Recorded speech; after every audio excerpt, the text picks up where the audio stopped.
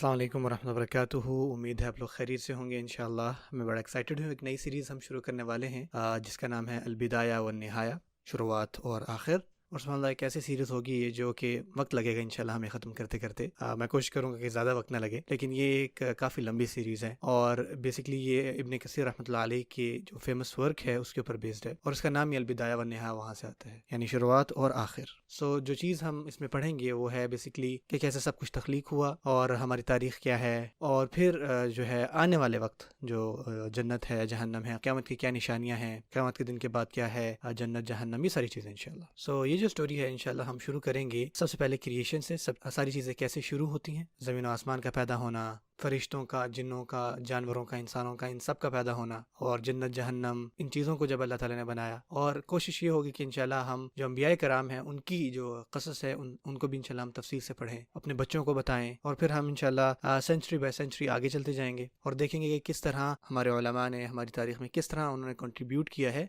मुस्लिम history में, हत्ता कि हमारे वक्तों तक। और ये करते करते इंशाल्लाह हम आज के दौर में आएंगे और फिर इंशाल्लाह हम एंड की तरफ जाएंगे। जो हम करेंगे इंशाल्लाह, जो मुझे लगता है कि बहुत इंपॉर्टेंट है इन चीज़ों को पढ़ने के लिए, तो सबसे पहले हमें ये देखना चाहिए कि इसके फ़वाइद क्या हैं। अगर आप हमारी लेगेसी पढ़ें या इस्लाम की तारीख़ पढ़ें तो आपको ये पता लगेगा कि जितने भी हमारे उलमा हैं वो कोशिश करते थे कि वो दूर ही रहें, ख़ासकर बहुत निटी ग्रिटी डिटेल से, छोटी छोटी बातों से जो कि इरेलेवेंट हो हमारे लिए, बल्कि उन्होंने कोशिश की है कि इससे जो फ़ायदा अखज़ किया जा सके ना, वो हमें बताया है। जब हम बात करेंगे आर्श की तख्लीक की, या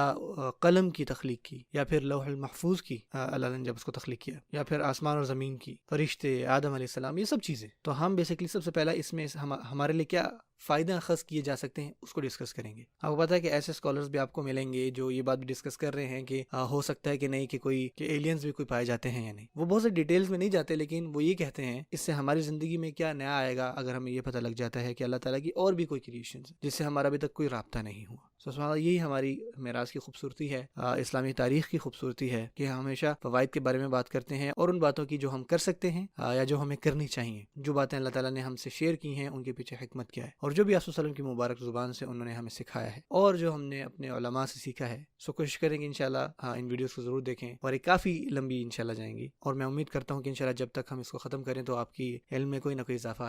आए इंशाल्लाह। और आपने भी कोशिश करनी है कि आप कंसिस्टेंट रहें, मेक श्योर कि आप इस वीडियो को शेयर करें, हमारी तमाम वीडियोज़ को शेयर करें इंशाल्लाह। हम डेली अब बना रहे हैं बहुत ज़्यादा, 3 अलबिदाया व निहाया। जज़ाकुमुल्लाहु खैरन, अस्सलामु अलैकुम वरहमतुल्लाहि वबरकातुहू। जुबैर इब्न मुतइम रज़ियल्लाहु तआला अन्हु वो ये फरमाते हैं कि मैं इस्लाम से पहले आप सल्लम का सबसे बड़ा दुश्मन था, और ये फरमाते हैं कि नाउज़ बिल्लाह इस्लाम से पहले मुझे आप सल्लम से बहुत नफ़रत थी। ये कहते हैं कि एक दफ़ा कि मैं मस्जिद के पास से गुज़र रहा था और मैंने रसूलुल्लाह सल्लम को तिलावत करते हुए सुना, अम खुलिक़ू मिन गैरि शै अम हुमुल खालिक़ून अम खलक़ुस समावाति वल अर्द बल ला युक़िनून, कि क्या इनको किसी भी चीज़ से पैदा नहीं किया गया या ये खुद ही को पैदा करने वाले हैं।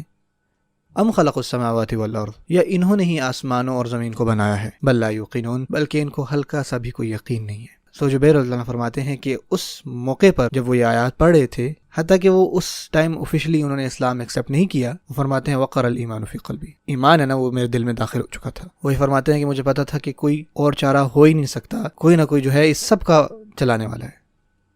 और अगर आप ख़ुद भी कहीं पे आराम से सुकून से इस बात को सोचें ना, इर्द गिर्द हमारा आसमान, सियारे, सितारे, इन सारी चीज़ों पे गौर करें कि हम यहाँ कैसे आए और ये सारी चीज़ें कैसे आईं, तो हमें ये मिलेगा कि इस चीज़ को और कोई भी एक्सप्लेन नहीं कर सकती सिवाय अल्लाह ताला के कानून से। और अल्लाह ताला ये हमें कुरान में फरमाते हैं सूरह अहक़ाफ़ में, क़ुल अरअयतुम मा तदऊन मिन दूनिल्लाह, अल्लाह फरमाते हैं उन लोगों को कहो जो अल्लाह ताला को छोड़कर किसी और चीज़ की पूजा करते हैं, अरूनी माज़ा ख़लक़ू मिनल अर्द, मुझे दिखाओ उन्होंने इस ज़मीन में क्या पैदा किया है। अम लहुम शिरकुन फ़िस समावात, या फिर उनका कोई शरीक है आसमानों में, ठीक है ना, आसमानों की तख्लीक में।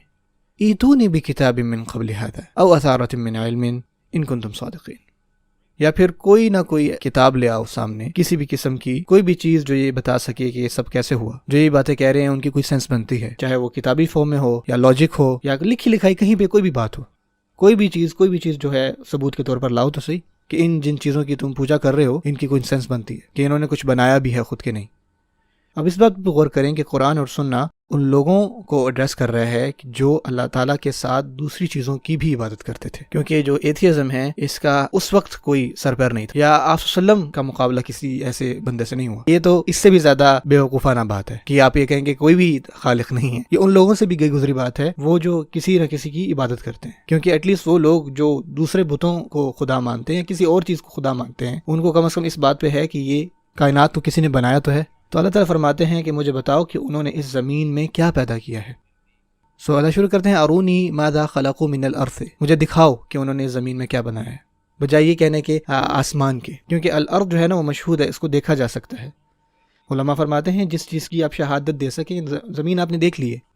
ابھی ہم آسمان کی بات نہیں کر رہے، لیٹس آپ کے گھر کی بات کرتے ہیں، زمین کی بات کرتے ہیں، پہاڑوں کی بات کرتے ہیں، ہم جتنے بھی را مٹیریلز ہیں ان کی ہم بات کرتے ہیں۔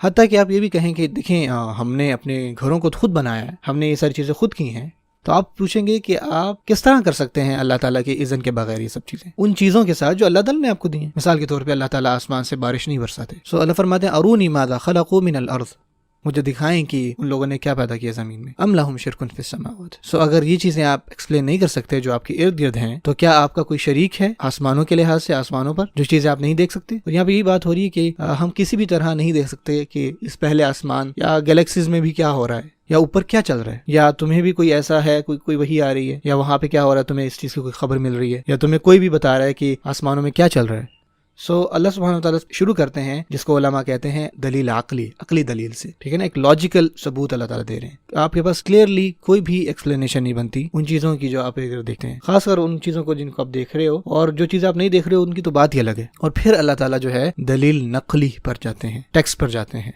ایتونی بکتاب من قبل ھذا او اثارۃ من علم ان کنتم صادقین۔ اللہ تعالیٰ کفار کو مخاطب کر کہتے ہیں کہ اگر آپ یہ لاجیکلی ایکسپلین نہیں کر سکتے تو آپ کے پاس کیا کوئی کتاب ہے، کوئی ایسی چیز ہے جسے آپ ثابت کر سکیں؟ سو اللہ فرماتے ہیں نہ آپ کے پاس کوئی لاجیکل ایکسپلینیشن ہے، نہ ہی کوئی انٹلیکچوئل ایکسپلینیشن ہے آپ کے پاس۔ اور آپ کو دیکھنے کو ملے گا بہت ساری ویڈیوز جو ہیں وہ ایک ایتھیسٹک لاجک کے ساتھ بنا رہے ہیں، میں نے بھی دیکھی ہیں، اور اس میں کرتے کیا ہے کہ وہ لوگوں کو دکھاتے ہیں کہ کچھ چیزیں ساتھ ملتی ہیں اور ان کے ساتھ کچھ بنا لیتے ہیں، اور وہ کہتے ہیں دیکھیں یہ ہماری لاجک ہے۔ اور اس چیز سے نا مجھے ایک مناظرہ یاد آتا ہے امام ابو حنیفہ کا رحمۃ اللہ علیہ۔ ان کا مقابلہ ہوا تھا، کچھ لوگ تھے دہریہ کے، لغوی معنی ہیں ٹائمرز، وقت والے۔ اصل میں وہ لوگ یہ تھے جو یہ کہتے تھے کہ ما یہلکنا الا الدہر، ہمیں کوئی بھی چیز ہمیں نہیں مارے گی، نہیں گزارے گی سوائے وقت کے، کوئی کریٹر نہیں ہے، کسی نے وقت کو نہیں بنایا، اور کچھ بھی نہیں ہوتا جب ہم یہاں سے فوت ہو جاتے ہیں، کوئی بھی قیامت اور جنت نہیں، جہنم نہیں ہے۔ سو ان لوگوں نے امام ابو حنیفہ رحمۃ اللہ علیہ کو چیلنج کیا، کیونکہ اس وقت امام ابو حنیفہ جو ہے بہت بڑے امام تھے، ان کو کافی نقصان پہنچ رہا تھا امام ابو حنیفہ سے۔ سو انہوں نے کہا کہ چلو ہم آپ سے ڈیبیٹ کرتے ہیں۔ سو انہوں نے ایک وقت مقرر کیا اور وہ اپنے وقت پہ آ گئے، اور امام ابو حنیفہ جو ہے وہ اس وقت نہیں آئے، وہ اپنا وقت لے رہے تھے آرام سکون سے، اور اسی دوران لوگوں نے یہ کہنا شروع کر دیا کہ شاید وہ ڈر گئے ہیں۔ سو امام ابو حنیفہ رحمۃ اللہ علیہ جو ہے تقریباً کہہ لیں 1 گھنٹے بعد آئے، اور جو ڈیبیٹر تھا دہریہ سائڈ پہ، جو ایتھیسٹ تھا، دیکھیں یہ تو صاف اشارہ کرتی ہے اس بات پہ کہ آپ ہمارا مقابلہ نہیں کر سکتے، آپ کو تو پتہ نہیں کہ آپ تو ڈر گئے ہم سے، آپ تو لیٹ آ رہے ہیں، آپ کو پتہ نہیں کہ کیا آرگیو کرنی ہے ہمارے ساتھ۔ تو اس کے جواب میں امام ابو حنیفہ رحمۃ اللہ علیہ نے فرمایا کہ میں آپ کو بتاتا ہوں میرے ساتھ کیا ہوا۔ دراصل میں جب آ رہا تھا تو راستے میں نا ایک نہر آ گئی، بیسکلی میں نے ایک کنارے کو پار کرنا تھا، تو اس کے لیے مجھے ایک کشتی چاہیے تھی۔ سو جب میں پہنچا تو میں نے دیکھا وہاں آس پاس کوئی بھی کشتی نہیں تھی، اور میں نے سوچا کہ کب جو ہے مجھے یہ قدرت سب کچھ بنا کے دیتی ہے، کوئی کشتی نما چیز۔ سو میں وہاں انتظار کر رہا تھا کہ کوئی لکڑی کے تختے آ جائیں یا کچھ ایسا ہو جائے، اور دیکھتے دیکھتے یہ ساری چیزیں آئیں، اور پانی بھی آیا، اور لکڑی بھی آئی، اور زمین سے جو ہے وہ نیلز بھی باہر آئیں، ایک دم ہی خود بخود جو ہے نا ایک میرے سامنے کشتی تیار ہو۔ اور اس کے آخر میں اوبویسلی میں یہ اپنی الفاظوں میں بیان کر رہا ہوں، تو جب یہ سب ہو گیا تو میں اس میں بیٹھا اور میں نے وہ پار کیا، اور اس وجہ سے مجھے دیری ہوگی۔ سو جو دوسرے لوگ تھے دہریہ، یہ سن کر وہ ہنسنے لگ گئے، وہ یہ کہتے کہ آپ کو لگتا ہے کہ ہم یہ بات مانیں گے؟ تو انہوں نے کہا کہ آپ لوگ یہ کہتے ہو کہ یہ سب کچھ جو ہے کہیں سے نہیں آیا، یہ سب جو ہے یہ بائی چانس ہو رہا ہے، کسی نے اس کو ڈیزائن نہیں کیا، اور تم لوگ حیران ہو رہے ہو میری اس کشتی کی کہانی پر۔ یہی بیسکلی ایک ایتھیسٹ کی لاجک ہوتی ہے، اور امام ابو حنیفہ نے ان کا اس طرح سے جواب دیا۔ دیکھیں ایک چیز ہے کہ آپ یہ کہہ دو کہ کوئی بھی خالق نہیں ہے، کریٹر نہیں ہے، اور دوسری طرف آپ یہ کہہ دو کہ کوئی بھی ڈیزائنر نہیں ہے، تخلیق کرنے والا کوئی نہیں ہے، لیکن آپ کے ارد گرد اتنی چیزیں پیچیدہ ہیں نا کہ اس بات کی کوئی تک نہیں بنتی ہے آپ یہ کہیں۔ تو امام ابو حنیفہ نے ایک سمپل فیکٹ کو، سمپل لاجک کو وہاں پہ ظاہر کیا ان کے سامنے، کہ آپ لوگوں کے یہاں پہ موجود ہونا ہی یہ ثابت کرتا ہے کہ آپ سے پہلے بھی کچھ تھا یہاں پہ۔ مثال کے طور پہ آپ اپنے آباء و اجداد کو مانتے ہو، ان کے بغیر تو آپ یہاں پہ تھے نہیں، آپ نے ان کو نہیں دیکھا، لیکن پھر بھی آپ کو پتہ ہے کہ وہ تھے تو آپ ہیں۔ اور امام شافعی رحمۃ اللہ علیہ انہوں نے مزید اس کا جو ہے ایک گہرا جواب دیا، خاص کر ڈیزائن پارٹ کا۔ ان سے ایک ملحد نے پوچھا کہ آپ کو کیسے پتا کہ کوئی خدا ہوگا؟ انہوں نے کہا اس کا سمپل جواب ہے شجرۃ التوت کے پتے، جو کہ میلبری ٹری ہوتا ہے۔ انہوں نے کہا اس کا کیا مطلب ہوا؟ انہوں نے کہا کہ دیکھیں ان کے جو پتے ہیں نا، ان کا سیم ٹیسٹ ہے، سیم کلر ہے، سیم اسمیل ہے اور سیم ہی فارم ہے اس کی، لیکن جب اس کو کوئی سلک وارم کھاتی ہے تو سلک دیتی ہے، اور جب کوئی شہد کی مکھی کھاتی ہے تو وہ شہد دیتی ہے، اور جب کوئی بکری کھاتی ہے تو وہ دودھ دیتی ہے، اور جب کوئی غزال کھاتی ہے تو وہ مسک دیتی ہے۔ تو انہوں نے کہا کہ کون ہے جو ایک ہی چیز سے اس طرح کی چیزیں، ایک ہی چیز سے ڈفرنٹ چیزیں ہمیں عطا کر رہا ہے سوائے اللہ تعالیٰ کے؟ اور پھر انہوں نے فرمایا کہ فتبارک اللہ احسن الخالقین، کہ کتنی بابرکت ہے وہ ذات اللہ تعالیٰ کی جو کہ سب سے بہترین تخلیق کرنے والا ہے۔ دیکھیں آپ کتنی خوبصورت بات ہے کہ سمپل چیزیں ہیں، جو امام ہیں وہ کس طرح سے جواب دیتے تھے ان چیزوں کے، ایک سمپل پتے سے انہوں نے اگلے کو لاجواب کیا کہ اس کی کوئی تک ہی نہیں بنتی کہ اتنا کمپلیکس ڈیزائن جو ہے کسی ڈیزائنر کے بغیر آ سکے اس زمین پر۔ اس کے لیے آپ کو کوئی فزیکل ایویڈنس نہیں چاہیے، کوئی چیز دیکھنے کی بھی ضرورت نہیں ہے۔ اور اس کے بعد آخر میں اس کنکلوژن پہ پہنچنا کہ یہ جو ڈیزائن ہے اتنا پرفیکٹ ہے، اتنا خوبصورت ہے، تو اس سے مزید یہ بات واضح ہوتی ہے کہ کسی بھی خالق کے بغیر نا کوئی بھی مخلوق نہیں ہو سکتا۔ اللہ تعالیٰ نے ہی سب کو بنایا ہے، اللہ تعالیٰ ہی اس سب کے خالق ہیں، اس سب کے مالک ہیں۔ جتنی بھی آپ ڈفرینسز دیکھتے ہیں رنگوں میں، کلرز میں، یہ سب جو ہے اس سب کا کوئی نہ کوئی بنانے والا ہے۔ سب سے پہلی آیات جن سے اللہ تعالیٰ اپنا قرآن شروع کرتے ہیں وہ ہیں الف لام میم ذالک الکتاب لا ریب فیہ ھدی للمتقین الذین یؤمنون بالغیب۔ اللہ تعالیٰ مومنون کی ایک صفات بتاتے ہیں، وہ جو غیب پر ایمان لاتے ہیں۔ سب سے پہلے تو اللہ تعالیٰ اس چیز کی نفی کرتے ہیں جو لوگ کہتے ہیں کہ اگر آپ کسی چیز کو نہیں دیکھ سکتے تو آپ کو اس چیز کو ماننا بھی نہیں چاہیے۔ اللہ تعالیٰ بیسکلی انسانوں کو یہ بتا رہے ہیں کہ ہم اپنے ایمان کے اس لیول تک پہنچیں، اور نہ ہی ہماری قطعاً کوئی استطاعت ہو سکتی ہے کہ ہم اپنے ارد گرد سب کچھ سمجھ جائیں،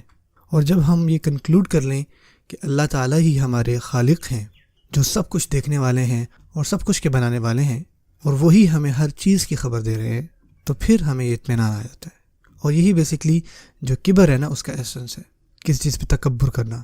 آپ پتہ ہے رسول اللہ صلی اللہ علیہ وسلم ایک بہت مشہور حدیث جہاں انہوں نے یہ فرمایا کہ آپ میں سے کوئی بھی جنت میں داخل نہیں ہوگا اگر اس کے دل میں رائے کے برابر بھی کبر ہو۔ تو صحابہ کرام رضی اللہ عنہ نے پوچھا جو کبر ہے وہ تو بہت ساری چیزیں ہو سکتی ہیں یا رسول اللہ صلی اللہ علیہ وسلم، کیا اس کا مطلب یہ ہے کہ کیا ہم اچھے کپڑے اور اچھے جوتے نہ پہنیں؟ اور اس کا کیا مطلب یہ ہے کہ اس کے اندر کبر ہے، اس کے اندر تکبر ہے؟ تو رسول اللہ صلی اللہ علیہ وسلم نے فرمایا نہیں، تکبر ہے وہ ہے غمط الناس و بطر الحق، کہ لوگوں کو کمتر سمجھنا، نیچا دکھانا، لوگوں کو جج کرنا اور حق کا انکار کرنا۔ اور یہ جو اس کا روٹ ورڈ ہے جو کہ کبرا ہے، کبر جو لفظ آتا ہے، اس کا معنی یہ ہے کہ اپنے آپ کو بڑا دکھانا۔ جب ہم کہتے ہیں نا اللہ اکبر، تو ہم یہی کہتے ہیں کہ اللہ تعالیٰ سب سے بڑے ہیں۔ جب ہمارے اندر کبر ہوتا ہے نا تو ہم سمجھتے ہیں کہ ہمارے اندر بھی بڑائی ہے، ٹھیک ہے نا، ہم اپنے آپ کو بڑا کر کے پیش کرتے ہیں۔ تو نعوذ باللہ ہم اللہ تعالیٰ کی اس میں بہت توہین کرتے ہیں، اور اسی بارے میں قیامت کے دن اللہ تعالیٰ ہمیں بتائیں گے بھی۔ اللہ تعالیٰ سورہ زمر میں فرماتے ہیں وما قدر اللہ حق قدرہ، کہ انہوں نے اللہ تعالیٰ کی ایسی قدر نہیں کی جیسے اس کا حق تھا قدر کا۔ اور امام ابن القیم رحمۃ اللہ علیہ وسلم کی ایک حدیث کی تشریح میں لکھتے ہیں کہ یہ جو دو چیزیں ہیں نا، اس کی وجہ سے ایک انسان جہنم میں جائے گا ہی جائے گا۔ ایک یہ کہ آپ حق کا انکار کر دیں اور دوسروں کو کمتر سمجھیں، اور جب آپ اس پوزیشن میں پہنچیں جہاں آپ حق کا انکار کر دیں تو آپ خود کو ہی خدا بنا رہے ہیں، اور جب آپ خود کو اس پوزیشن میں رکھیں جہاں آپ لوگوں کو جج کریں، جہاں لوگوں کو کمتر سمجھیں، ٹھیک ہے نا، تو آپ خود اپنے آپ کو پھر خدا سمجھ رہے ہوتے ہیں، اور اسی پوائنٹ پہ آپ کے اندر جو ہے ایک سینس آف پرائڈ آتا ہے اور آپ خود کو کوئی بڑی چیز سمجھتے ہو۔ حضرت ابوبکر صدیق رضی اللہ عنہ نے جب خط لکھے کسریٰ کو، جو پرشیا کا بادشاہ تھا، اس کو، انہوں نے اس خط میں نا بہت خوبصورت بات لکھی۔ انہوں نے فرمایا کہ وَيْلَكَ أَتَتَكَبَّرَ عَلَى اللَّهِ، انہوں نے فرمایا کہ ہلاک ہو جاؤ تم، کیا تم اللہ تعالیٰ کے ساتھ تکبر کرتے ہو؟ وَقَدْ خَرَجْتَ مِن مَخْرَجِ الْبَوْلِ مَرَّتَيْن، اور خود آپ اس جگہ سے آئے ہو جہاں سے پیشاب نکلتا ہے، وہ بھی 2 دفعہ۔ مین بات کہ آپ خود کو کیا سمجھتے ہو، آپ بنائے کس چیز سے گئے اس پہ سوچو۔ اللہ تعالیٰ جو ہے ہمیں سورہ عبس میں اس کے بارے میں بتاتے ہیں۔ اللہ تعالیٰ فرماتے ہیں قُتِلَ الْإِنسَانُ مَا أَكْفَرَهُ، انسان ہلاک ہو جائے کہ اس نے کتنی بڑی ناشکری کی۔ من أَيِّ شَيْءٍ خَلَقَهُ، اس کو کس چیز سے ہم نے پیدا کیا ہے؟ من نطفہ، ایک قطرے سے۔ خَلَقَهُ فَقَدَّرَهُ، اللہ تعالیٰ نے اس کو پیدا کیا جب اللہ تعالیٰ نے چاہا، اور جیسے اللہ نے اس کو بنانا چاہا اس کو بنایا۔ اس کا معنی یہ ہے کہ آپ کا کوئی اختیار نہیں تھا خود کی کریشن پر، کوئی اختیار نہیں تھا کہ جس طرح آپ کو بنایا جائے گا اس پر۔ اور پھر اللہ سبحانہ وتعالیٰ نے ثم السبیل یسرا، اللہ تعالیٰ نے آپ کے لیے راستہ آسان بنایا۔ اور ابن عباس رضی اللہ عنہ فرماتے ہیں کہ اس کو 2 طرح سمجھا جا سکتا ہے، جسمانی اور روحانی دونوں طرفوں سے۔ جسمانی لحاظ سے اللہ تعالیٰ نے آپ کے لیے آسان بنایا جو بھی لیبر ہوتی ہے اس کے تھرو اللہ تعالیٰ نے آپ کا اس دنیا میں آج موجود ہونا وہ آسان بنایا، اور روحانی طور پہ اللہ تعالیٰ نے آپ کو ہدایت دی سیدھے راستے کی۔ ثم اماتہ فاقبرہ، جب اللہ تعالیٰ چاہیں گے تو اللہ تعالیٰ آپ کو فوت کریں گے اور پھر آپ کو قبر میں واپس جانا ہوگا۔ تو وہ اپنی ماں کی کوکھ کی تاریکی سے لے کر قبر کی تاریکی تک جائے گا، یعنی آپ کے پاس کوئی پاور نہیں۔ آپ کیا سمجھتے ہیں خود کو؟ اللہ تعالیٰ بلکہ ہمیں اس سے بھی پہلے لے کر جاتے ہیں۔ اللہ تعالیٰ فرماتے ہیں سورۃ الانسان میں، هل اتى على الانسان حین من الدہر، کیا انسان پر کوئی ایسا وقت نہیں آیا تھا کہ جب اس کا کہیں دور دور کوئی ذکر ہی نہیں تھا؟ اس سے پہلے کہ آپ وہ ایک نطفہ تھے یا قطرہ تھے، آپ اس سے پہلے کہاں تھے؟ یہ کہنا کہ ہم سب کچھ سمجھ جائیں گے اپنے ارد گرد، اور اگر ہم کسی چیز کو دیکھ نہیں سکتے یا سمجھ نہیں سکتے تو وہ سچ نہیں ہے، تو یہ تو بہت عجیب بات ہے کرنے کی۔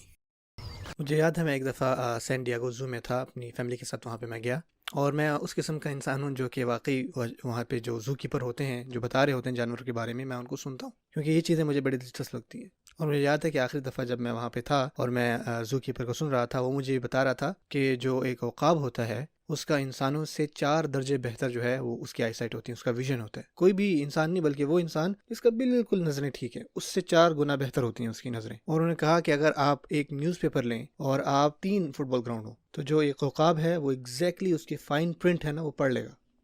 اور جو ایک وائٹ شارک ہوتی ہے نا وہ ایک خون کے قطرے کو 25 گیلنز آف واٹر میں نا پہچان لیتی ہے۔ وہ 3 مائل سے نا اس کو اسمیل آ جاتی ہے خون کے قطرے کی۔ اس طرح جو ہاتھی ہے اس کو 3 مائل کی دوری سے نا پانی کی اسمیل آتی ہے، اور جو ہمنگ برڈ ہے نا وہ 1 سیکنڈ میں 80 دفعہ جو ہے اپنے پر کو ہلا سکتی ہے۔ یہ انسانوں کے لیے کرنا ناممکن ہے۔ ایک پسو جو ہے وہ اپنی ہائٹ سے 200 گنا اونچی جو ہے وہ چھلانگ لگا سکتا ہے، وہ ایسے ہی ہے جیسے کہ امپائر اسٹیٹ بلڈنگ کے اوپر سے چھلانگ مارے۔ ایک جو چیتا ہے وہ 0 سے 60 مائلز جو ہے نا 3 سیکنڈز میں جاتا ہے، اور جو جراف ہے نا وہ اپنی پیدائش کے تقریباً آدھے گھنٹے کے اندر اپنے پاؤں پہ کھڑا ہو جاتا ہے۔ اور یہ ساری چیزیں ہمیں بتاتی ہیں کہ ہم طاقت کے لحاظ سے سب سے زیادہ سپیریئر نہیں ہیں جتنا ہم خود کو سمجھتے ہیں۔ اور امام سفیان ثوری رحمۃ اللہ فرماتے ہیں ان سب چیزوں کے بارے میں، جو ایک چیز جو ہم میں سب جانوروں سے بہتر ہے وہ یہ ہماری استطاعت ہے کہ ہم بالکل ٹھیک سجدہ کر سکتے ہیں۔ اللہ تعالیٰ کو سجدہ کرنا ہم سب سے بہتر کر سکتے ہیں۔ ہمارے جسم کے 7 کونے لگتے ہیں جب ہم سجدہ کرتے ہیں، کیونکہ اسی وجہ سے اللہ تعالیٰ نے ہمیں بنایا تھا، اور یہی ہمارا مقصد ہے، اور اسی وجہ سے انسان کو اشرف المخلوقات آپ کہہ سکتے ہیں، یہ ان کی ریفلیکشن ہے۔ اور ہم اپنی کریشن میں لمیٹڈ ہیں، اور اوبویسلی جو چیزیں ہمارے ارد گرد ہیں وہ بہت ہی زیادہ ہیں جن پہ ہم اپنا ذہن لڑا سکیں۔ آپ یقین کریں سائنٹسٹ کو سن رہے ہوں گے، وہ یہ کہہ رہے ہوتے ہیں کہ اتنے بلین سٹارز ہیں اس ہماری گلیکسی میں، اور اتنے بلین سٹارز یہاں ہیں، اور یہ ہے۔ اور اس پوائنٹ تک جو سائنٹسٹ ہیں انہوں نے یہ کنکلوڈ کیا ہے کہ ہماری گلیکسی میں صرف 300 بلین سٹارز ہیں، اور تقریباً کوئی ٹریلین پلانٹس ہوں گے ہماری صرف گلیکسی میں۔ اور پھر آپ کہتے ہو جو گلیکسیز ہماری ملکی وے سے باہر ہیں ان میں کیا کیا ہوگا، اور جو پلانٹس ہیں اور جو چیزیں ہیں ہمارے اس اسپیس میں جو پھر رہی ہیں ہم نہیں دیکھ سکتے ان کو۔ اور سائنٹسٹ یہ کہتے ہیں کہ 2 گلیکسیز کا ایک ساتھ ٹکرانے کا جو چانس ہے نا، یہ ہم ان چیزوں کو نہیں دیکھ سکتے۔ 2 گلیکسیز کا آپس میں جو ٹکرانے کا چانس ہے، چاہے وہ کتنی ہی بلینز میں ہوں ان کی تعداد، یہ ایسا ہی ہے کہ جیسے ایک مکھی پیرس میں ہو اور ایک مکھی ڈی سی میں ہو، ان کا ایک آپس میں ٹکرانا۔ اور پھر آپ آگے پوچھیں گے کہ ہماری جو اسپیس ہے یہ کتنی بڑی ہے جس کے اندر اتنی بلینز اور بلین گلیکسیز ہیں، اور ہم سمجھتے ہیں کہ وہ ہیں، اور ہم نے ابھی تک ان کو دیکھا نہیں ہے۔ اور سبحان اللہ، جب آپ بگ بینگ تھیوری کو پڑھتے ہیں اور آپ دیکھتے ہیں کس طرح یہ سب بنا ہے، اور سائنٹسٹ اس بات کو آرام سے کہتے ہیں کہ اگر چیزیں 1 ٹریلینتھ آف اے سیکنڈ بھی تھوڑا سا آگے پیچھے ہوتی نا تو کچھ بھی پیدا نہ ہوتا، حتیٰ کہ ایک سٹار بھی نہ پیدا ہوتا۔ جب آپ اپنے ارد گرد اپنا اس خلقت کو دیکھتے ہیں کہ کتنی وسیع ہے یہ، تو آپ سوچتے ہو کہ یہ کسی خالق کے بغیر یہ چیزیں ہو ہی نہیں سکتی، سوائے اللہ تعالیٰ کے اور کوئی نہیں کر سکتا یہ۔ اور کس طرح ہم یہاں موجود ہیں، کیونکہ سائنٹسٹ کے لیے تقریباً 200 نون پیرامیٹرز ہیں جو کہ بہت ضروری ہیں کسی بھی لائف کو سپورٹ کرنے کے لیے کسی بھی پلانٹ پر، اور ہر ایک کو بالکل ٹھیک ہونا چاہیے۔ تو یہ کس طرح ہو سکتا ہے کہ ہم بائی چانس جو ہیں بغیر کسی خالق کے پیدا ہو گئے؟ اور میں نے ایک اور آرٹیکل پڑھا ریسنٹلی جو آیا ہے، جو سائنٹسٹ جو ہیں وہ انکریزنگلی ہمیں یہ اشارہ دے رہی ہے کہ اس خلقت کا کوئی نہ کوئی ڈیزائنر ہے۔ اور ڈاکٹر جان لینکس جو ہیں آکسفورڈ سے، وہ کہتے ہیں کہ ہم جتنا یونیورس کے بارے میں پڑھ رہے ہیں نا، تو اتنا ہی ہمارا ہائپوتھیسس بڑھ رہا ہے، کسی نہ کسی خالق نے اس کو بنایا ہے۔ یہ سب سے بیسٹ ایکسپلینیشن ہے ہماری۔ تو یہ کہتے ہیں کہ کوئی نہ کوئی خالق ہے، وہ جو ہماری اس تخلیق سے باہر ہے، اس کے پاس کوئی زمان و مکان کا کانسیپٹ نہیں ہے، کیونکہ آپ کو پتہ ہے کہ ٹائم بھی بنایا گیا ہے، کیونکہ اس کی بھی کوئی نہ کوئی کاز اینڈ افیکٹ ہوگی، ٹھیک ہے نا، تخلیق بنائی جاتی ہے۔ یہ ہماری تمام باتیں اس ہستی کے اوپر جا رہی ہیں جو ان سب چیزوں سے مبرہ ہے، ٹھیک ہے نا، سب چیزوں سے مبرہ ہے، جس کو کسی چیز کی غنی ہے، کسی کی ضرورت نہیں ہے، اور اسی نے اس سب کو جو ہے وہ پیدا کیا۔ اور وہ ہیں اللہ سبحانہ و تعالی۔ جب بھی میں کہیں نئے شہر میں جاتا ہوں تو کوئی نہ کوئی میرے پاس آتا ہے، اور اکثر زیادہ لوگ آتے ہیں اور مجھے یہ کہتے ہیں کہ ہم نے آپ سے اکیلے میں بات کرنی ہے، اور وہ بات یہ ہے کہ بعض اوقات مجھے ایسے شبہات آتے ہیں کہ واقعی میں اللہ تعالیٰ پہ ایمان رکھتا ہوں کہ نہیں، اور مجھے واقعی ایمان ہے یا نہیں، اور کیا اللہ تعالیٰ اس چیز کی مجھے سزا دیں گے کہ میرے ذہن میں ایسے خیالات آ رہے ہیں۔ اس کے جواب میں رسول صلی اللہ علیہ وسلم ہمیں نا آسانی فرماتے ہیں ہمارے لیے دو چیزیں بتا کر۔ آپ نے فرمایا کہ آپ لوگ ایسی باتیں کر رہے ہوگے، ایسے مکالمے کر رہے ہوگے، اور آپ لوگ بیٹھ کے اللہ تعالیٰ کی خلقت کے اوپر تدبر کر رہے ہوگے کہ اللہ تعالیٰ نے اس چیز کو پیدا کیا، اس چیز کو پیدا کیا، اور آپ میں سے کوئی ایسا کہے گا فمن خلق اللہ، تو اللہ تعالیٰ کو کس نے پیدا کیا؟ ٹھیک ہے نا، اور یہ واقعہ ہوا تھا، صحیح مسلم میں حدیث ہے، اور ایک اور حدیث ہے صحیح مسلم میں جہاں انہوں نے فرمایا ایک اور انسان جو ہے وہ بھی تدبر کر رہا ہوگا اللہ تعالیٰ کی خلقت کے اوپر، تفکر کر رہا ہوگا، سوچ رہا ہوگا اللہ تعالیٰ نے یہ کیسے بنایا سب کچھ، اور یہ سوچتا رہے گا اور ایک پوائنٹ آئے گا، وہ سوچے گا کہ یہ کس نے بنایا ہے، تو اس کا کوئی جواب دے گا کہ اللہ تعالیٰ نے، اور وہ اللہ تعالیٰ کی خلقت دیکھ کے بہت حیران ہو رہا ہوگا، اور پھر اس کے پاس شیطان آئے گا، ڈیول آئے گا، اور اسے کہے گا فمن خلق اللہ، تو اللہ تعالیٰ کو کس نے پیدا کیا؟ آپ صلی اللہ علیہ وسلم نے ان دونوں حدیث کے آخر میں یہی فرمایا کہ جب آپ کے ذہن میں یہ خیال آئے نا، جب آپ کے اندر شیطان یہ وسوسہ ڈالے من خلق اللہ، اللہ تعالیٰ کو کس نے پیدا کیا ہے، انہوں نے فرمایا کہ جلدی سے کہو آمنت باللہ، میں اللہ تعالیٰ پر ایمان لاتا ہوں۔ آپ ایسا کرنے کے ساتھ سب سے پہلے تو آپ کے ذہن سے جو شیطان کے وہ وسوسے ہیں وہ دور ہوتے ہیں، اور آپ اپنا جو ایمان ہے وہ واپس تازہ کرتے ہیں۔ اب سوال یہ پیدا ہوتا ہے کہ کیا اللہ تعالیٰ آپ کی ان خیالات کے اوپر بھی آپ کو سزا دیں گے، یا جو بھی وسوسے آپ کے ذہن میں آتے ہیں ان کے اوپر بھی؟ اس کا جواب ہے نہیں۔ انفیکٹ آپ دیکھیں گے بہت زبردست مکالمہ ایک ہوا عبداللہ ابن عباس رضی اللہ تعالیٰ عنہ اور عبداللہ بن عمرو بن عاص رضی اللہ تعالیٰ عنہ کے درمیان۔ عبداللہ بن عمر نے ابن عباس رضی اللہ تعالیٰ عنہ سے پوچھا کہ آپ مجھے بتائیں کہ آپ کی قرآن مجید میں سب سے فیورٹ آیت کون سی ہے، وہ آیت جو آپ کو سب سے زیادہ امید دیتی، اور وہ اس امت کے لیے بھی سب سے زیادہ امید کی آیت ہے؟ تو ابن عباس رضی اللہ عنہ نے فرمایا کہ آپ کی کیا ہے؟ تو ابن عمر نے کہا کہ قل یا عبادی الذین اسرفوا علی انفسہم لا تقنطوا من رحمت اللہ، کہہ دو کہ اے میرے بندو جنہوں نے اپنی جانوں پر ظلم کیا ہے، ان سے کہہ دو کہ اللہ تعالیٰ کی رحمت سے کبھی مایوس نہ ہو، اللہ تعالیٰ جو ہے تمام گناہ معاف کرنے والے ہیں۔ جو ابن عامر ہے، جب آپ ان کی زندگی کے بارے میں پڑھتے ہیں، ان کی زندگی میں کافی دشواریاں تھیں، کافی مصیبتیں تھیں، اور یہ وہ آیت تھی جن سے ان کو امید ملتی، اس آیت سے بہت امید ملتی ہے، اس بات کا یقین کہ اللہ تعالیٰ ان کے گناہ معاف کر دے گا، یہ بہت ہی پرسکون بات ہے۔ اس کے جواب میں ابن عباس رضی اللہ تعالیٰ عنہ نے یہ کہا، جہاں تک میری بات ہے، جو مجھے سب سے زیادہ امید والی آیت لگتی ہے نا، وہ ابراہیم علیہ السلام کی واقعے میں ہے، جب انہوں نے اللہ تعالیٰ سے فرمایا ربی الذی یحیی و یمیت، اے میرے رب تو ہی زندگی اور موت کو دینے والے ہے، ربی ارنی کیف تحیی الموتى، کہ اے میرے رب مجھے دکھائیں کس طرح آپ مردے کو زندگی دیتے ہیں۔ اب اس بات پہ بھی غور کریں کہ ابراہیم علیہ السلام کی یہ جو آیت ہیں، اس سے بالکل پیچھے آپ کو قصہ ملتا ہے نمرود کے ساتھ، ربی الذی یحیی و یمیت، کہ میرا وہ رب ہے جو کہ زندہ کرتا ہے اور موت دیتا ہے۔ تو نمرود نے کہا کہ انا احیی و امیت، میں بھی زندگی اور موت دیتا ہوں۔ تو اس کے جواب میں ابراہیم علیہ السلام نے کہا فإن اللہ یأتی بالشمس من المشرق فأت بها من المغرب، تو اللہ تعالیٰ جو ہے وہ سورج کو مشرق سے لے کے آتے ہیں، آپ مغرب سے لے کے آ جائیں۔ اللہ تعالیٰ مشرق سے ایسٹ سے سورج کو طلوع کرتے ہیں اور مغرب میں غروب کرتے ہیں۔ فبہت الذی کفر، تو اس کا جتنا بھی کفر تھا نا وہ یہاں پہ ختم ہو گیا، اس کے پاس کوئی جواب نہیں تھا نمرود کے پاس، کیونکہ نمرود کا جو آئیڈیا تھا نا زندگی اور موت دینے کا، اس نے کسی کو بلایا جس کو پھانسی کی سزا ہوئی تھی، اس نے اس کو کہا کہ بھائی تم جاؤ، تم آزاد ہو، اور پھر کسی معصوم کو بلایا اور اس کو کہا کہ اس کو پھانسی پہ چڑھا دو، تو اس نے کہا کہ دیکھو میں بھی زندگی اور موت دیتا ہوں۔ اس کے جواب میں ابراہیم علیہ السلام نے ایک لاجیکل آرگیومنٹ پیش کی کہ جو اللہ تعالیٰ کی زندگی اور موت دینے کا جن کی وہ بات کر رہے تھے نا وہ بالکل مختلف ہے، اس طرح ہم کسی کو زندگی اور موت نہیں دے سکتے۔ انہوں نے کہا کہ کس طرح اللہ تعالیٰ جو ہے وہ سورج کو مشرق سے طلوع کرتے ہیں، آپ جو ہے وہ مغرب سے طلوع کر کے دکھائیں، یعنی کہ آپ ذرا کنٹرول کر کے دیکھیں سورج کی طلوع اور غروب کو۔ لیکن اس کے بعد بھی ابراہیم علیہ السلام نے اللہ تعالیٰ سے یہ پوچھا ارینی کیف تحیی الموتى، یا اللہ تعالیٰ مجھے دکھائیں کہ آپ کس طرح موتوں کو زندہ کریں گے۔ تو اس کے جواب میں اللہ تعالیٰ نے ابراہیم علیہ السلام سے کہا کہ اولم تؤمن، کیا آپ کو ایمان نہیں ہے اس پہ؟ قال بلی ولکن لیطمئن قلبی، انہوں نے کہا کہ بے شک مجھے ایمان ہے لیکن اس چیز سے میرے دل میں اطمینان آئے گا۔ اور پھر اللہ تعالیٰ نے ابراہیم علیہ السلام کی اس ریکویسٹ کو آنر کیا، ٹھیک ہے آپ کچھ پرندوں کو لائیں، ان کو ٹکڑوں میں کریں اور ان کو جا کے مختلف پہاڑوں کے اوپر رکھ دیں اور پھر ان کو بلائیں، تو پھر اللہ تعالیٰ جو ہے ان کو واپس آپ تک لے آئیں گے۔ اب سوچا جائے کہ ابن عباس رضی اللہ عنہ نے یہ کیوں کہا کہ یہ آیت ان کو سب سے زیادہ امید دیتی ہے، کہ ان کی یہ آیت سب سے فیوریٹ ہے، کیونکہ رسول اللہ صلی اللہ علیہ وسلم نے اس آیت کے اوپر بات کرتے ہوئے یہ فرمایا تھا نحن احق بالشک من ابراہیم، ہمارے پاس ابراہیم علیہ السلام سے زیادہ حق ہے شک کرنے کا۔ اب سوال پیدا ہوتا ہے کہ کیا یہ جو حدیث ہے آپ صلی اللہ علیہ وسلم کی اس طرف اشارہ کر رہی ہے کہ ابراہیم علیہ السلام کے دل میں کوئی شک تھا؟ کیا انہوں نے کسی بھی بارے میں اللہ تعالیٰ کے اوپر شک کیا؟ نہیں، کیونکہ ابراہیم علیہ السلام نے کہا کہ میں ایمان رکھتا ہوں لیکن لیطمئن قلبی، یہ چیز جو ہے میرے دل میں اطمینان بھرے گی، میرا ایمان بڑھائے گی. یا اللہ اگر آپ مجھے دکھائیں گے تو میرا ایمان اور بڑھ جائے گا، اطمینان آ جائے گا. سو رسول اللہ صلی اللہ علیہ وسلم ہمیں بتا رہے ہیں کہ جیسے ابراہیم علیہ السلام نے اللہ تعالیٰ سے پوچھا اور ابراہیم علیہ السلام چاہتے تھے کہ ان کے دل میں اطمینان آ جائے، ہم بھی ایز اے ہیومن بینگ ہم بھی چاہتے ہیں کہ ہمارے دل میں اطمینان آ جائے. ہمارے ذہن میں یہ سوالات آتے ہیں، یہ خیال آتے ہیں، اور اللہ تعالیٰ ان خیالات کی وجہ سے آپ کو سزا نہیں دیں گے کبھی بھی. اللہ تعالیٰ کسی بھی وسوسے اور جو خیالات آپ کے ذہن میں آ رہے ہوتے ہیں اس کے اوپر آپ کو کبھی بھی سزا نہیں دیں گے. رسول اللہ صلی اللہ علیہ وسلم نے یہ فرمایا ہے، اللہ تعالیٰ نے میری امت کو معاف کر دیے ما حدثت به انفسها ما لم تقل او تعمل بها، تب تک جب تک اس نے خود سے ہی وہ بات کی ہو اور اس پہ عمل نہ کیا ہو. مثلا آپ کے ذہن میں یہ چیزیں آ رہی تھیں لیکن آپ نے اس کے اوپر عمل نہیں کیا اور اس پر کوئی بات نہیں کی، تو اس کے اوپر انشاءاللہ پھر آپ پریشان نہ ہوں، کیونکہ یہ جو وسوسے ہیں نا یہ کلیئرلی شیطان کی طرف سے ہوتے ہیں تاکہ وہ آپ کو اللہ تعالیٰ سے دور کر دے.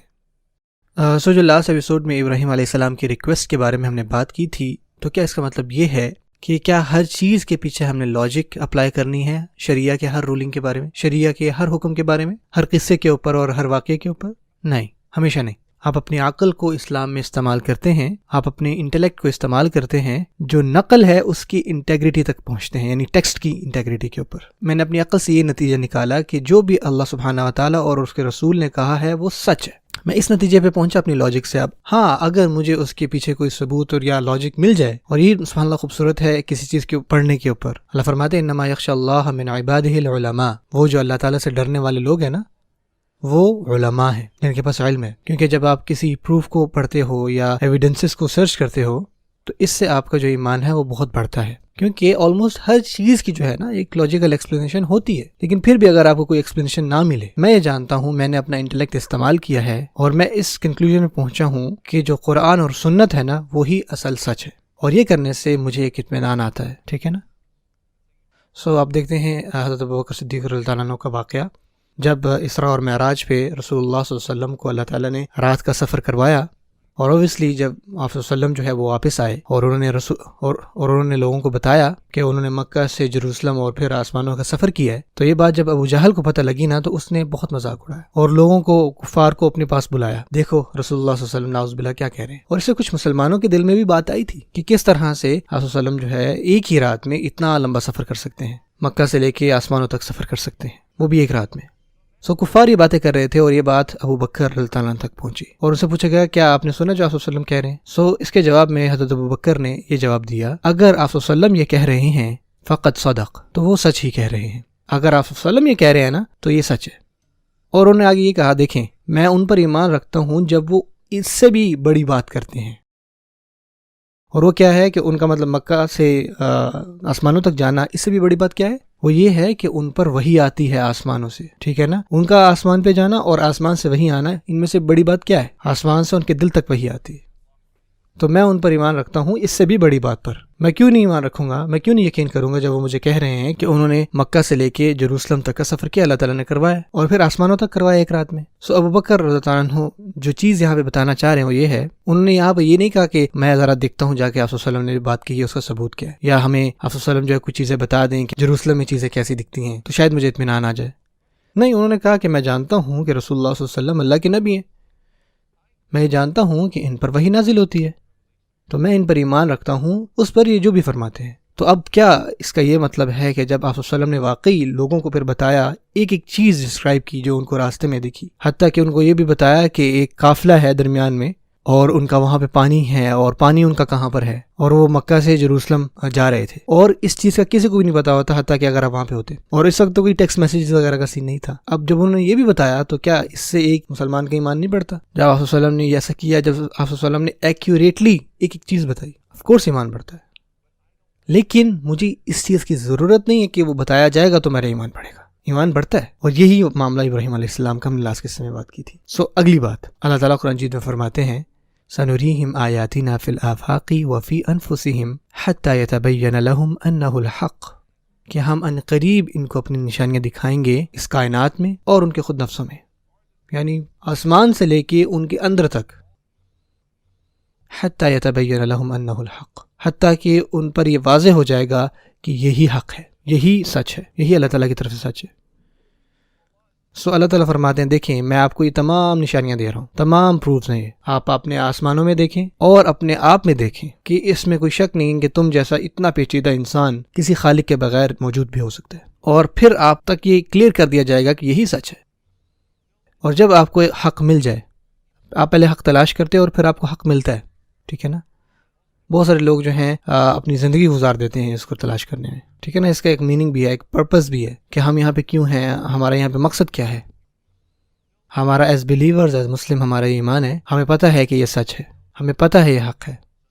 اب ہمارا زندگی کا جو مقصد ہے کہ وہ مانا تو لیں ہم کیوں یہاں پہ بھیجے گئے ہیں۔ حتیٰ کہ جو ایتھیسٹ ہے، میں ہمیشہ یہ کہتا ہوں، جب آپ کسی ایتھیسٹ سے مناظرہ کر رہے ہوتے ہیں نا، تو آپ کے مناظرے کے آخر تک جو ہے نا وہ ایگنوسٹک ہو چکے ہوتے ہیں۔ وہ شروع یہاں سے کریں گے، دیکھیں کوئی خالق نہیں ہے، لیکن جب آپ ان کو تمام ثبوت دیں گے نا تو وہ کہیں گے ہاں ہو سکتا ہے کوئی خدا ہو،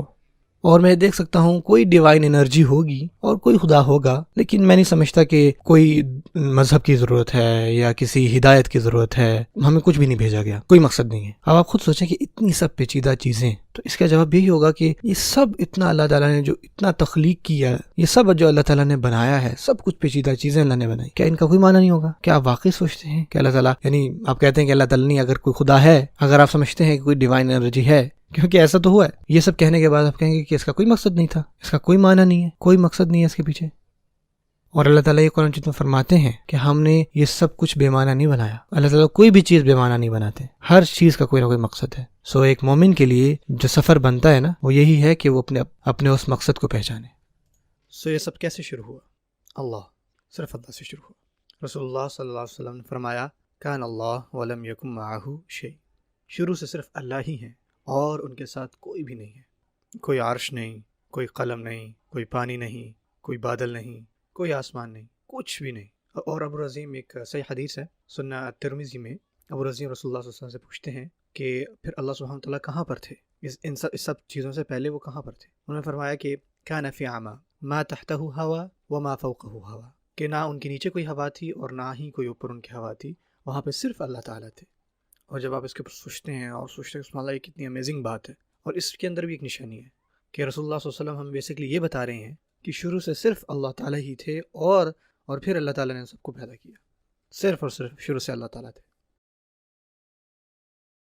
اور اسی کے ساتھ ساتھ رسول اللہ صلی اللہ علیہ وسلم فرمایا کہ کسی شاعر نے اصدق بیت قالہ الشاعر، کہ کسی شاعر نے اگر کوئی سچے اشعار کہے ہیں کسی بھی شعر میں کہیں پر بھی، الا کل شیء ما خلا اللہ باطل، کہ اللہ تعالیٰ کے علاوہ جو کچھ بھی ہے نا وہ سب کچھ باطل ہے، کیونکہ صرف اللہ ہی ہیں اور کچھ نہیں۔ بعض وقت کیا ہوتا ہے، اور ابو رزیم جب رسول اللہ صلی اللہ علیہ وسلم سے پوچھ رہے تھے کہ ہم کیا کرتے ہیں جب ہم کوئی حدیث سنتے ہیں یا ہمیں کسی حدیث کا پتہ چلتا ہے جہاں پہ اللہ تعالیٰ کی تفصیل بیان کی جا رہی ہوتی ہے، تو ہم اپنے اس کو نا انسانی ذہن کے اعتبار سے اس کو سوچنے کی کوشش کر رہے ہوتے ہیں کہ مثال کے طور پہ اللہ تعالیٰ جو ہے رات کے آخری پہر اس دنیا کے قریب آتے ہیں اور پوچھتے ہیں حل من مستغفر فاغفر لہ، بہت مشہور حدیث ہے کہ کیا کوئی معافی مانگنے والا ہے کہ میں اس کو معاف کروں، کہ کیا مجھ سے کوئی سوال پوچھ رہا ہے کہ میں اس کو جواب دوں۔ تو پھر ہم سوچتے ہیں کہ یار رکو ذرا، جو یہاں پہ اس ملک میں آخری پہر ہے رات کا، وہ تو دوسرے ملک میں کچھ اور ہے، تو کس طرح اللہ تعالیٰ جو ہے وہ سب کو سن رہے ہیں اور آخری رات کا پہر چل رہا ہے، اور دیکھا جائے تو کہیں نہ کہیں تو اس وقت بھی رات کا پہر چل رہا ہوگا، وہ یہ سب کیسے چلتا ہے، اللہ تعالیٰ سب کیسے سن رہے ہوتے ہیں؟ مسئلہ یہاں پہ یہ ہے کہ یہاں پر اللہ تعالیٰ کو اپنی اب ہیومن ڈائمنشن سے لمٹ کر رہے ہیں۔ اللہ تعالیٰ کو کسی وقت کی ضرورت نہیں ہے، اللہ تعالیٰ نے ہی وقت بنایا ہے۔ تو جب آپ کہتے ہیں کہ اللہ واقعی ہر کسی کی دعا سنتے ہیں، یعنی عرفہ کے دن آپ سوچیں، عرفہ کے دن، حج کے دن کتنے لوگ ہیں جو ایک ساتھ جو ہے وہاں پر موجود ہوتے ہیں، سب اللہ سے دعا کر رہے ہیں، مختلف زبانوں میں دعا کر رہے ہیں، اور اللہ تعالیٰ سب کی جو ہیں وہ دعاؤں کو سن رہے ہیں۔ کیوں؟ کیونکہ وہی تو اللہ ہے، اللہ تعالیٰ ہی وقت کے بنانے والے ہیں۔ تو جتنی بھی ڈائمنشنز ہیں نا ہماری ٹائم کی، وہ ان پر اپلائی نہیں ہوتی، اللہ تعالیٰ پر کوئی بھی چیز ہو سب سے پاک ہے۔ اسی وجہ سے جو علماء ہیں وہ اس پر بہت ہی زبردست بات کرتے ہیں، کل ما خطر ببالک فاللہ بخلاف ذلک۔ جب بھی آپ اللہ تعالیٰ کے بارے میں سوچتے ہیں، کوئی بھی چیز جو آپ کے ذہن میں آتی ہے اللہ تعالیٰ کے حوالے سے کہ اللہ تعالیٰ ایسے ہوں گے، آپ کے ذہن میں کچھ نہ کچھ آتا ہوگا، اللہ بخلاف ذلک، بس یہ جان لیں کہ اللہ تعالیٰ اس سے مختلف ہیں جو آپ نے امیجن کیا۔ آپ اللہ تعالیٰ کو امیجن کر ہی نہیں سکتے، آپ اللہ تعالیٰ کے بارے میں سوچ ہی نہیں سکتے اس حوالے سے کہ وہ کیسے ہوں گے، یہ ناممکن ہے، کیونکہ ہمارے کمزور ذہن اللہ تعالیٰ کو امیجن کر ہی نہیں سکتے۔ رسول اللہ صلی اللہ علیہ وسلم نے اس موقع پر ایک بہت خوبصورت دعا پڑھتے ہیں، یہ جو کان اللہ ولم یکن شیء، اس کی بیسس پر کہ سب سے پہلے سے اللہ سبحانہ و تعالیٰ ہے اور اللہ تعالیٰ کے علاوہ کوئی نہیں تھا۔ رسول اللہ صلی اللہ علیہ وسلم نے ہمیں سکھایا ہے کہ ہم یہ کہیں اللہم انت الاول فلیس قبلک شیء، کہ اے اللہ آپ سب سے پہلے ہیں اور آپ سے پہلے کچھ بھی نہیں ہے۔ وَأَنْتَ الْآخِرُ فَلَيْسَ بَعْدَكَ شَيْءٌ، اور آپ سب سے آخر ہیں اور آپ کے بعد بھی کوئی نہیں ہے۔ وَأَنْتَ الظَّاهِرُ فَلَيْسَ فَوْقَكَ شَيْءٌ، اور آپ اتنے ظاہر ہیں کہ آپ سے ظاہر کچھ اور نہیں۔ وَأَنْتَ الْبَاطِنُ فَلَيْسَ دُونَكَ شَيْءٌ، اور آپ اتنے باطن ہیں، اتنے چھپے ہوئے ہیں کہ اتنا اور کوئی نہیں۔ سو رسول اللہ صلی اللہ علیہ وسلم جو ہمیں چیز یہاں سکھا رہے ہیں وہ یہی ہے کہ اللہ تعالیٰ سب سے اول ہے اور اسی کے ساتھ ساتھ سب سے آخر ہے، اور اللہ تعالیٰ جو ہیں وہ ظاہر بھی ہیں اور اسی کے ساتھ ساتھ باطن بھی ہیں۔ اور اس وجہ سے آپ کو ایک بہت مشہور آیت ملتی ہے سورہ حدید میں، جس میں ایگزیکٹلی یہ دو نام جو ہیں وہ ایک ساتھ آتے ہیں اللہ تعالیٰ کے، جہاں اللہ فرماتے ہیں هو الاول والآخر والظاہر والباطن وهو بكل شيء علیم، کہ وہی ہے جو اول ہے اور آخر ہے اور ظاہر ہے۔ اور جو یہاں پہ حرف واو آ رہا ہے نا بار بار، تو علماء اس کے بارے میں کہتے ہیں کہ اللہ تعالیٰ میں یہاں پہ یہ بتا رہے ہیں کہ اللہ تعالیٰ اول بھی ہیں اور ساتھ ساتھ آخر بھی ہیں، اللہ تعالیٰ ظاہر بھی ہیں اور ساتھ ساتھ باطن بھی ہیں۔ سو جب آپ کو یہ بات تھوڑی تھوڑی سمجھ میں آنے لگ جاتی ہے، جب آپ کو اس چیز کا آئیڈیا ہونے لگ جاتا ہے کہ اللہ سبحانہ تعالیٰ اتنے بڑے بادشاہ ہیں، اتنے بڑے، اتنے عظیم ہیں، اللہ تعالیٰ بادشاہ ہیں سب جہانوں کے، اللہ تعالیٰ یہ سب کچھ ہیں جو ہم نے ان کی صفات کے بارے میں پڑھا ہے، جب آپ کو یہ پتہ لگتا ہے تو آپ کے ذہن میں بھی سوال آنے لگ جاتا ہے کہ شاید اللہ تعالیٰ ہم سے ڈسکنیکٹ بھی ہیں۔ اگر اتنے بڑے ہیں تو وہ ڈسکنیکٹ ہوں گے، جیسے کہ کوئی بادشاہ ہو نا تو اس کو نہیں پتہ ہوتا کہ اس کی رعایا میں کیا کیا ہو رہا ہے، سوائے اس کی جن چیزوں کا اس کو بتایا جا رہا ہوتا ہے۔ سو اللہ سبحانہ تعالیٰ جب اللہ تعالیٰ اپنی صفات بیان کرتے ہیں کہ اللہ تعالیٰ نے کیسے یہ سب کچھ پیدا کیا ہے اور وہ کتنے عظیم ہیں، کہ اللہ تعالیٰ نے کیسے عرش کو بنایا اور یہ سب چیزیں جو ہیں، لیکن ساتھ ساتھ اللہ تعالیٰ فرماتے ہیں کہ سنیں یعلم ما یلج فی الارض وما یخرج منها، اللہ تعالیٰ اتنے جاننے والے ہیں کہ وہ جانتے ہیں کہ زمین میں کیا جاتا ہے اور زمین سے کیا نکلتا ہے، اللہ تعالیٰ کو سب پتہ ہے۔ سو رسول اللہ صلی اللہ علیہ وسلم ہمیں بتاتے ہیں کہ سب سے شروع سے ہی اللہ ہیں اور ان کے ساتھ کوئی نہیں تھا، اور پھر اللہ سبحانہ و تعالیٰ نے العرش کو پیدا کیا، ٹھیک ہے نا، عرش کو پیدا کیا۔ اور یہاں آپ کو سمجھنے کی ضرورت ہے کہ ہم عرش کی بات کر رہے ہیں کہ سب سے پہلے عرش کو بنایا گیا، اور اس وقت کوئی اور فرشتے نہیں تھے جو اس کو اٹھائے ہوئے تھے، ٹھیک ہے نا، اس وقت کوئی زمین اور آسمان موجود نہیں تھا، ٹھیک ہے نا، وہ جو چیزیں اس میں آتی ہیں کچھ بھی نہیں تھا، اللہ تعالیٰ نے عرش کو پیدا کیا۔ اور ہر وہ چیز جو ہم نے بات کی ہے یونیورس کے حوالے سے یا گیلیکسیز کے حوالے سے، اور جتنے بھی لاتعداد سٹارز ہیں اور جتنے بھی پلانٹس ہیں، تو یہ سب کے سب جو ہے نا یہ آتے ہیں السماء الدنیا کے اندر، جو پہلا آسمان ہے نا اس کے اندر۔ رسول اللہ صلی اللہ علیہ وسلم جو ہیں وہ ایکچولی ہمیں بتاتے ہیں کہ پہلے آسمان اور جو دوسرے آسمان کا مقابلہ ہے وہ ایسے ہی ہے کہ جیسے ایک صحرا میں کوئی انگوٹھی ہو۔ تو جتنے بھی ہم گلیکسیز کی بات کر رہے ہیں نا یہ سب کے سب پہلے آسمان تک ہے، اور یہ سب کچھ جو ہے نا دوسرے آسمان کے مقابلے میں ایک چھوٹی سی انگوٹھی کے مقابلے میں، اور پھر رسول اللہ نے فرمایا کہ وہی آسمان تیسرے آسمان کے مقابلے میں ایک انگوٹھی ہے، اور پھر وہی آسمان اگلے آسمان سے ایسے ہی ہے جیسے صحرا میں کوئی انگوٹھی ہے، اور یہی بات ساتویں آسمان تک جاتی ہے۔ اور جو کرسی ہے وہ ایسے ہی ہے جس پہ پاؤں رکھا جا سکتا، اور کرسی عربی میں کہتے ہیں وہ چیز جس پہ پاؤں رکھا جاتا ہو۔ اور جیسے کہ جبیر رضی اللہ تعالیٰ عنہ فرماتے ہیں کہ ایسے ہی ہے کہ یہ سیڑھیاں ہیں عرش کی، ٹھیک ہے نا، عرش کی سیڑھیاں ہیں یہ کرسی جو ہے، اور یہ جتنے بھی آسمان ہیں نا کرسی کے مقابلے میں یہ ایسے ہی ہیں کہ جیسے کسی صحرا میں کوئی انگوٹھی پڑی ہوئی ہو۔ اور پھر آپ نے فرمایا کہ جو کرسی ہے عرش کے مقابلے میں ایسے ہی ہے جیسے صحرا میں انگوٹھی ہے، اور اللہ سبحانہ وتعالیٰ اس عرش سے اوپر ہے۔ اور ابن مسعود رضی اللہ تعالیٰ عنہ جو ہے وہ ڈفرینٹ ڈگریز کے بارے میں ہمیں بتاتے ہیں کہ کتنا فاصلہ ہے ہر آسمان کا ایک دوسرے سے۔ اور ابن مسعود رضی اللہ تعالیٰ نے فرمایا کہ اللہ تعالیٰ جو ہیں وہ اپنے عرش کے اوپر ہیں اور ان سے کوئی بھی چیز مخفی نہیں ہے، اور یہی تو خوبصورت بات ہے۔ حتیٰ کہ آیت الکرسی میں بھی جو سب سے عظیم آیت ہے قرآن مجید کی، اللہ تعالیٰ اس کرسی کو مینشن کرنے سے پہلے کیا فرماتے ہیں؟ وَسِعَ كُرْسِيُّهُ السَّمَاوَاتِ وَالْأَرْضِ، کہ جو اس کی کرسی ہے وہ اتنی وسیع ہے کہ اس میں آسمان اور زمین سب آ جاتے ہیں۔ اس سے اللہ تعالیٰ میں بتاتے ہیں کہ ان کا علم کتنا زیادہ ہے۔ اللہ تعالیٰ میں یہ بتاتے ہیں کہ اللہ تعالیٰ کو سب چیزیں معلوم ہیں، وہ سب چیزیں جو آسمان اور زمین میں ہو رہی ہیں، کوئی بھی ایسی چیز نہیں ہے جو اللہ تعالیٰ کی اس مخلوق میں ہو رہی ہو اور اللہ تعالیٰ کو اس کو پتہ نہ ہو۔ اور ان کی کرسی اکیلی جو صرف کرسی ہے نا اس کے اندر سب کچھ آتا ہے، آسمان اور زمین سب کچھ۔ اور ابن عباس رضی اللہ عنہ جو ہے وہ اس پر اس کی تشریح کرتے ہیں، وہی فرماتے ہیں کہ حتیٰ کہ جو صرف کرسی ہے نا، صرف کرسی، اس کے ہی اندر تمام آسمان اور تمام زمین آتی ہے۔ تو آپ کیا سوچیں گے عرش کے بارے میں؟ تو ہمیں ایبسولوٹلی کچھ بھی آئیڈیا نہیں ہے کہ عرش کتنا بڑا ہے ایکچولی، کہ کتنا عظیم ہے وہ عرش۔ اگر آپ کو پتہ لگ بھی جائے تو پھر بھی آپ اپنے ذہن کو اس چیز پہ نہیں ابھار سکیں گے کہ اس کا ایکچوئل سائز کیا ہوگا اور یہ ساری چیزیں کیسے ہوں گی، کیونکہ اللہ تعالیٰ لے سکے مثلی شیء، اللہ تعالیٰ جیسا کچھ بھی نہیں ہے۔ اور امام القرطبی رحمۃ اللہ علیہ فرماتے ہیں کہ اللہ تعالیٰ جو ہے اپنا تعارف کئی جگہ قرآن مجید میں فرماتے ہیں، اور وہ بھی عرش کے ساتھ منسلک کر کے، جیسے رب العرش المجید، رب العرش العظیم، کیونکہ اللہ تعالیٰ کا جو عرش تھا وہ سب سے پہلی تخلیق تھی اللہ تعالیٰ کی، اور اس تخلیق کے اندر ہی سب کچھ آتا ہے۔ اور یہ بڑی خوبصورت بات ہے کہ جب اللہ تعالیٰ اپنی مخلوق کی بات کرتے ہیں، کریشن کی بات کرتے ہیں، اور اللہ تعالیٰ ہمیں بتاتے ہیں کہ وہ اس عرش کے اوپر ہیں، سورۃ الحدید میں اللہ تعالیٰ جب یہ فرماتے ہیں کہ اللہ تعالیٰ اس عرش کے اوپر ہے، تو اس کے فوراً بعد کیا فرماتے ہیں؟ یعلم ما یلج فی الارض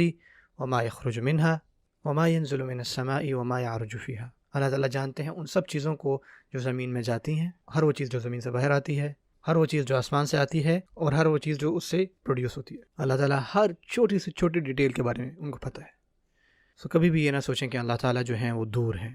بلکہ اللہ تعالیٰ فرماتے ہیں کہ وَهُوَ مَعَكُمْ أَيْنَمَا كُنْتُمْ، وہ آپ کے ساتھ ہے چاہے آپ جہاں پر بھی ہوں۔ اور اس چیز پر اللہ تعالیٰ قرآن مجید میں بہت تاکید فرماتے ہیں کہ اللہ تعالیٰ آپ کے ساتھ ہیں، آپ چاہے جہاں پہ بھی ہوں۔ اور اس چیز کو اللہ سبحانہ وتعالیٰ کیسے ایکسپلین کرتے ہیں؟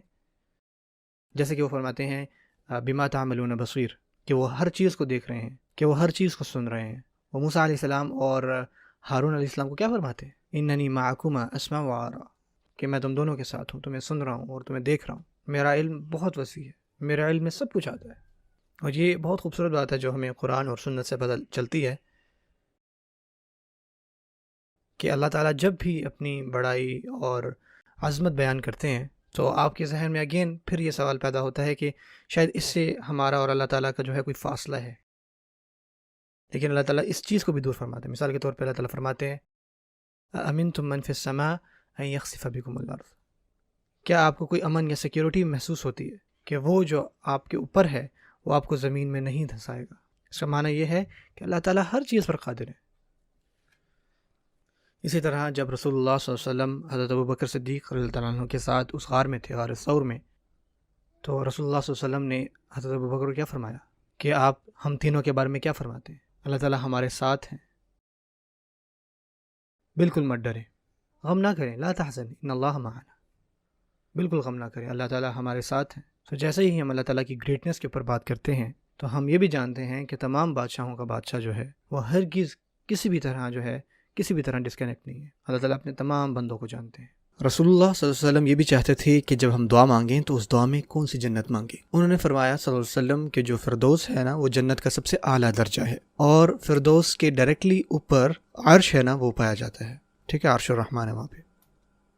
اور جو جنت کے دریا ہیں وہ وہاں سے بہتے ہیں۔ سبحان اللہ، اس کو امیجن کریں، آپ کر ہی نہیں سکتے ویسے کہ وہاں سے دریا آتے ہیں۔ اور انہوں نے فرمایا کہ جب آپ اللہ تعالیٰ سے جنت کا سوال کریں نا تو صرف آپ جنت کا سوال نہ کریں بلکہ جنت الفردوس کا سوال کریں، وہ جنت کا درجہ جس سے ڈائریکٹلی اوپر جو ہے عرش پایا جاتا ہے، سب سے اعلیٰ درجہ، اور یہ سب سے اعلیٰ مقام ہے قیامت کے دن کا بھی۔ ہمیں پتہ ہے کہ آپ صلی اللہ علیہ وسلم نے ہمیں 7 لوگوں کو بتایا کہ جن کو اللہ تعالیٰ کے عرش کے سائے تلے قیامت کے دن جگہ ملے گی۔ انہوں نے فرمایا کہ جب سب دوبارہ زندہ کیے جائیں گے تو آپ صلی اللہ علیہ وسلم جلدی سے چاہیں گے کہ وہ بھی عرش کے سائے تلے پہنچ جائیں، اور وہاں جا کے یہ دیکھیں گے کہ موسیٰ علیہ السلام وہاں پر پہلے سے ہی موجود ہیں۔ تو یہ جو عرش کا مقام ہے نا یہ سب سے اعلیٰ مقام ہے قیامت کے دن کا بھی۔ اور البتہ جو فرشتوں میں بھی سب سے اعلیٰ فرشتے ہیں نا وہ وہی ہیں جنہوں نے اللہ تعالیٰ کے عرش کو اٹھا رکھا ہے، ٹھیک ہے، ہم ان کا دعا میں بھی اکثر ذکر کر رہے ہوتے ہیں، اور اللہ تعالیٰ خود جو ہے وہ حملۃ العرش کے بارے میں بات کرتے ہیں جنہوں نے عرش کو اٹھایا ہوا ہے، اور ابھی ان کی تعداد 4 ہے، اور لیکن قیامت کے دن وہ 8 ہو جائیں گے، اور وہ بہت ہی بڑے فرشتے ہیں، بہت بڑی ہستی، بہت طاقتور فرشتے، لیکن پھر بھی وہ فرشتے ساتھ کیا کر رہے ہیں؟ وہ اللہ تعالیٰ کی تسبیح کر رہے ہیں، اللہ تعالیٰ کی پاکی بیان کر رہے ہیں، اللہ تعالیٰ کی تعریف کر رہے ہیں، اور اللہ تعالیٰ کی جو ہے پاکی بیان کر رہے ہیں۔ اور اس سے ہمیں یہ پتہ لگ رہا ہے کہ اللہ تعالیٰ جو ہے ان کو عرش کی بھی ضرورت نہیں ہے، اللہ تعالیٰ ہر چیز سے غنی ہے، اللہ تعالیٰ کو ان فرشتوں کی بھی ضرورت نہیں ہے، ٹھیک ہے نا، اللہ تعالیٰ کو نہ عرش کی ضرورت ہے نہ ہی ان کی جنہوں نے عرش کو اٹھایا ہوا ہے، وہ ہمیشہ سے اس کی تسبیح کر رہے ہیں اور اس کی پرفیکشن جو ہے وہ ظاہر کر رہے ہیں، کیونکہ یہی ہماری جو ہے وہ اللہ تعالیٰ کی انڈرسٹینڈنگ ہے، کیونکہ اس عرش سے بھی پہلے اللہ تعالیٰ موجود تھے۔ اور امام مالک رحمۃ اللہ علیہ وہ اس بارے میں بڑی ضروری بات کرتے ہیں، وہ بیسکلی ایک ایگزامپل کے ساتھ ہمیں سمجھاتے ہیں۔ بہت سارے لوگوں کو نا اس عرش والے کانسیپٹ کی سمجھ نہیں آتی، تو ان سے بیسکلی ایک آدمی نے پوچھا، اور یہ بڑی فیمس اسٹیٹمنٹ ہوئی تھی، کسی نے پوچھا کہ اللہ تعالیٰ عرش کے اوپر کیسے ہیں، ہم ایز مومنین اس کو کیسے سمجھیں کہ اللہ تعالیٰ اپنے عرش کے اوپر استوا ہوئے؟ اور اس سوال سے نا امام مالک رحمۃ اللہ علیہ سب سے پہلے ان کو بہت زیادہ پسینہ آنے لگ گیا اور وہ کانپنے لگ گئے، اور ان کو بہت ڈر لگا اس سوال کا جواب دینے میں، لیکن انہوں نے بہت ہی خوبصورت جواب دیا اس کا، اور وہ بھی صرف ان کے تقوی کی وجہ سے، ان کے خوف کی وجہ سے، وہ بھی اس وجہ سے کہ ان کے منہ سے کچھ غلط نہ نکل جائے اللہ تعالیٰ کے حوالے سے، لیکن اللہ تعالیٰ نے آپ سمجھے الہام کیا کہ امام مالک نے سبحان اللہ ایک ایسی اسٹیٹمنٹ دی نا کہ آج تک وہ مانی جاتی ہے، جتنے بھی ان کے بعد آنے والے لوگ ہیں نا وہ اس بات کو ایز اے ماڈل پیش کرتے ہیں۔ اور سب سے اہم بات کہ کوئی بھی ہم جو ہیومن ڈائمینشن ہے نا وہ اللہ تعالیٰ کے ساتھ اسائن نہیں کرتے۔ انہوں نے کیا کہا؟ انہوں نے کہا کہ الاستواء معلوم، کہ اللہ تعالیٰ کا اوپر اٹھنا، اللہ تعالیٰ کا استوا ہونا، اوپر جانا، عربی میں استوا کہتے ہیں، جو استوا ہے نا وہ معلوم ہے، یعنی اللہ تعالیٰ کو اوپر جانا، الاستوا معلوم۔ اور پھر کہا والکیف غیر معقول، لیکن وہ کیسے ہے یہ ہماری عقلوں سے باہر بات ہے، ہم نے اس کیفیت نہیں لگا سکتے، ہمیں کوئی آئیڈیا نہیں ہے کہ اللہ تعالیٰ کیسے استوا ہوئے عرش پر، کیونکہ ہماری ہیومن ڈائمینشن جو ہیں وہ اس چیز کو سمجھ ہی نہیں سکتی۔ اور پھر انہوں نے فرمایا کہ والایمان بہ واجب، اور انہوں نے فرمایا کہ اس پر ایمان لانا جو ہے وہ واجب ہے، اور والسؤال بہ بدعہ، اور اس کے بارے میں پوچھنا جو ہے نا وہ بدعت ہے۔ ہمیں پتہ ہے کہ اللہ تعالیٰ عرش پر استوا ہوئے، لیکن وہ کیسے ہوئے ہمیں کیفیت نہیں پتہ، ہم نہ ہی اس کو امیجن کر سکتے ہیں، نہ ہی ہماری ذہنی اتنی عقل ہے کہ ہم اس کو سمجھ سکتے ہیں، ہم سمپلی اس پر ایمان لاتے ہیں جیسے اللہ تعالیٰ نے ہمیں اس پر کہا ہے۔ اس کے علاوہ ہم ان چیزوں کے ساتھ خود کو کنسرن کرتے ہیں جس کا ہمیں فائدہ ہے، ٹھیک ہے نا، جو عبرت کی چیزیں ہیں۔ رسول اللہ صلی اللہ علیہ وسلم نے کیا بتایا کہ اللہ تعالیٰ نے جب اپنی کریشن کو کمپلیٹ کیا تو انہوں نے اس عرش کے اوپر نا ایک عبارت لکھی، وہ ہے ان رحمتی سبقت غضبی، کہ بے شک میری رحمت میرے غضب کے اوپر سبقت لے جاتی ہے، یعنی رحمت زیادہ ہے۔ یہ عبارت اللہ تعالیٰ کے عرش کے اوپر لکھی ہے، یعنی اللہ تعالیٰ کی رحمت جو ہے وہ غضب سے زیادہ ہے۔